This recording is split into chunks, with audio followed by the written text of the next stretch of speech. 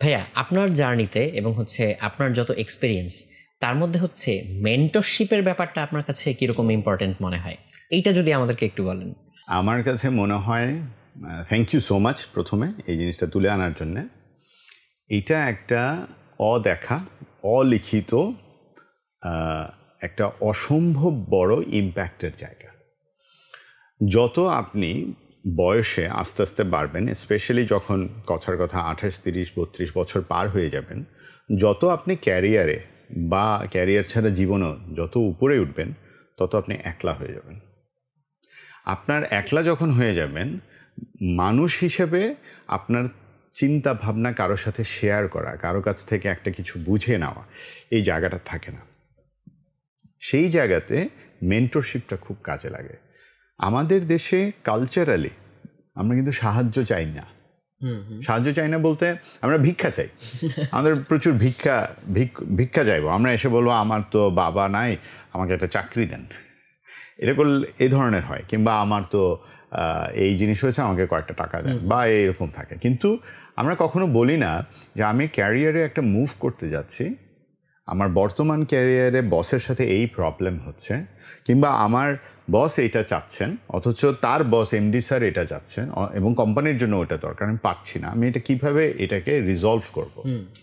এই জাতীয় কথাবার্তাগুলোর জন্য কেউ আসে না, কারণ বেশিরভাগ ক্ষেত্রে আমরা মনে করি যে এটা বললে আমি তো ছোট হয়ে যাব, সুতরাং ওই জায়গাটা আমি দুর্বল হয়ে গেলাম, আমি কি পারি না, ইনকেপেবল, এই জিনিসগুলো চলে আসে। মানুষ মাত্রই মানুষ, তাকে সম্পূর্ণ হতে হবে না। আমি জিশান কিংসুক হক বা আপনি রাতুল, আমাদের দুজনেরই কিছু না কিছু একটা বিষয়ে কমতি থাকতেই পারে। হয়তো আপনি অঙ্ক ভালো বোঝেন, আমি হয়তো মার্কেটিং বেটার বুঝি, আপনি হয়তো প্রোডাক্ট ডিজাইন ভালো বোঝেন, আমি হয়তো প্রোডাক্টটাকে কাস্টমারকে কি ভাষায় খাওয়াতে হবে সেটা ভালো বুঝি। তো তাহলে আমরা জিনিসটা নিয়ে কেন আলোচনা করব না? আপনি শুনলে অবাক হবেন, আমাদের কম বেশি 8 থেকে 11 জনের, 8 থেকে 11 বলছি কারণ কখনো কখনো 8 জনে এসে সীমিত হয়েছে, কখনো কখনো 11তে গিয়েছে। 8 থেকে 11 জন ফাউন্ডারদের একটা অলিখিত গ্রুপ আছে। আচ্ছা, এই গ্রুপটা একে অপরের সাথে সারাক্ষণ কম বেশি যোগাযোগে থাকে। কেউ কোনো প্রবলেমে পড়লে সে এসে শেয়ার করে, ফাউন্ডার টু ফাউন্ডার কথা বলে, এবং তারা তাদের একজন আরেকজনের কাছ থেকে মেন্টরশিপ নেওয়ার চেষ্টা করে। এই মেন্টরশিপ প্রথমত দিতে পারাটাও একদিকে যেমন সৌভাগ্যের ব্যাপার, আরেকদিকে একটা ক্যাপাসিটির ব্যাপার। মেন্টরশিপ দিতে গেলে আপনাকে কিন্তু শুনতে হবে। আমার কাছে যখন মেন্টরশিপের জন্য কেউ আসে, আমাকে প্রথমে শুনতে হয়, আমাকে বুঝতে হয়, এবং মোস্ট ইম্পর্ট্যান্টলি মানুষ অনেক সময়ই চোখে রঙিন চশমা পরে এ ধরনের আলাপে আসে। সে মনে করে পৃথিবীটা রঙিন, এবং অথবা মনে করে আমি শ্রেষ্ঠ, মানে শেষ শ্রেষ্ঠ। তখন তাকে ধরিয়ে দিতে হয় যে তার স্ট্রেংথটা কোথায়, তার কোথায় যেতে হবে, এবং অনেক সময় তাকে অপ্রিয় সত্যটা বলতে হয়। তাকে আবার সেই জিনিসটা সরাসরি আমি বলে দিলে সে হয়তো অ্যাকসেপ্ট নাও করতে পারে, তাহলে সেটা তার মুখ থেকে বের করতে হবে। সো মেন্টরশিপ দেওয়াটা একটা আলাদা আর্ট অ্যান্ড কেপেবিলিটি। আবার অন্যদিকে মেন্টি হওয়াটা, যে সে আসবে নিয়মিত, একটা কম বেশি রেগুলার মাঝে মাঝে সে আমার সাথে বসবে, এটাও একটা গ্রহণযোগ্যতার জায়গা। আমি কি পারবো সেটা নিতে, আমি কি আসলেই থাকবো?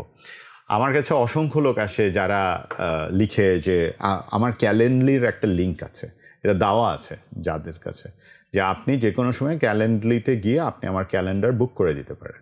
আমার প্রায় প্রতি সপ্তাহে 1-2টা হয় যে ক্যালেন্ডারে বুক করেছে, নেভার শোড আপ, আমি কিন্তু রেডি আছি। সে এরকম মেন্টিও আছে। আবার এরকম মেন্টিও আছে যে একদম ধরে বেঁধে আমার সাথে বসছে, তার প্রত্যেকটা ক্যারিয়ার মুভ, তার ইভেন বিবাহ, তার বাচ্চা, তার লাইফের টানাপোড়ন, কিংবা সে বিদেশ যাবে কি না, এই জাতীয় বিবিধ বিষয় নিয়ে বিভিন্ন লোক আসে। মেন্টরশিপটা সাকসেসে যত উপরে যাবেন, বললাম তত তো একলা হয়ে যাবেন, তখন আপনি আপনার মেন্টরটাকেই পাবেন, যার সাথে আপনি একটা নন জাজমেন্টাল ওয়েতে আপনার সমস্ত কিছু শেয়ার করতে পারবেন। করলে সে অ্যাটলিস্ট বলতে পারবে আপনাকে যে এটা হবে বা এটা হবে না, বা হয়তো বলতে পারবে না, নিছক আপনার কথাটা শুনবে। কিন্তু আপনি অনেক সময় হয় কি, এই যে রিফ্লেকশনটা, এই রিফ্লেকশনটুকুই আপনার দরকার ছিল।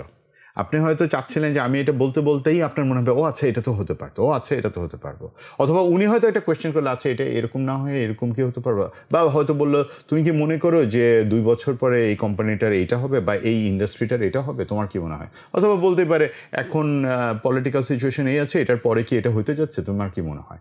ওই প্রশ্ন শুনেও কিন্তু আপনার হঠাৎ থট চেঞ্জ হতে পারে, বিকজ আমরা তো ঠান্ডা মাথায়, আমরা আনডিসরাপ্টেড ওয়েতে আমরা তো বসে চিন্তা করতে পারি না, কারণ আমরা প্রতিদিনই এত রকম ডিস্ট্র্যাকশন আসে, তাই না? একই সাথে আপনার হোয়াটসঅ্যাপে 6টা মেসেজ চলে আসে, আবার at the same time email আসে, so we are full of distraction. Fire fighting এ অনেক টাইম চলে যায়। Mentor helps you to demystify your thoughts.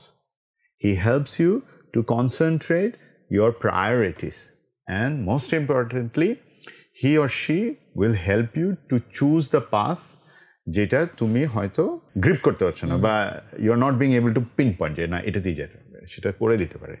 এই কালচারটা আমাদের কর্পোরেট কালচার হোক, পার্সোনাল কালচারে হোক, অনেকটা মিসিং। বাট আমি ব্যক্তিগতভাবে মনে করি আমার জীবনে এটা অনেক লাভ দিয়েছে। আমি মেন্টরের কথা না শুনে ভুল জায়গায় গিয়ে পড়ে তারপরে তার কাছে গিয়ে আমি সরি বলেছি, এরকমও হয়েছে। আবার মেন্টরের কথার কারণে আমি অফার না নিয়ে আমি অন্য কিছু চিন্তা করেছি, এটাও হয়েছে।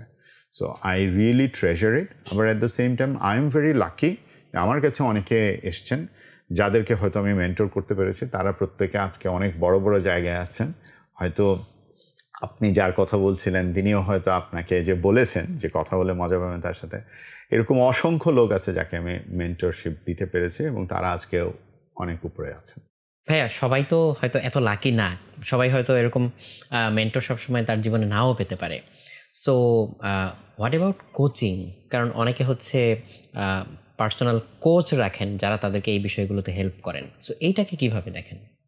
Coaching is a fantastic idea এবং এটাও বিদেশে প্রচুর প্র্যাকটিসড হয়।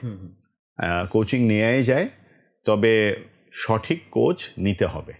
এখন আমার মেয়েকে তার অ্যাথলেটিক্স প্র্যাকটিসের জন্য একজন কোচ আছে যিনি তাকে কনস্ট্যান্ট ফলো আপ করছেন।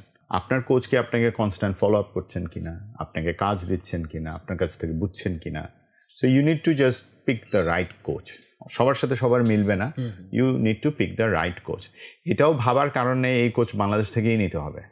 আপনি শুনলে অবাক হবেন যে ওয়ার্ল্ড ওয়াইড এখন ধরুন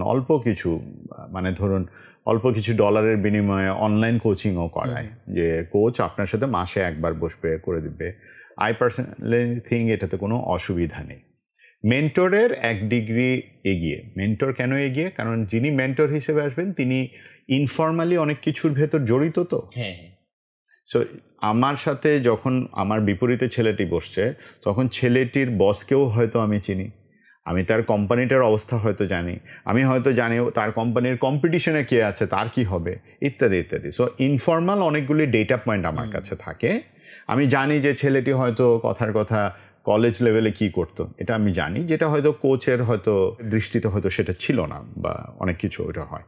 সো আমি বলবো না যে সেটা খারাপ, দ্যাটস অলসো আ গুড। যদি আমি মেন্টরের না খুঁজে পাই বা মেন্টরের কাছে যেতে অস্বস্তি বোধ করি, I can always go to a coach. It's a very good idea.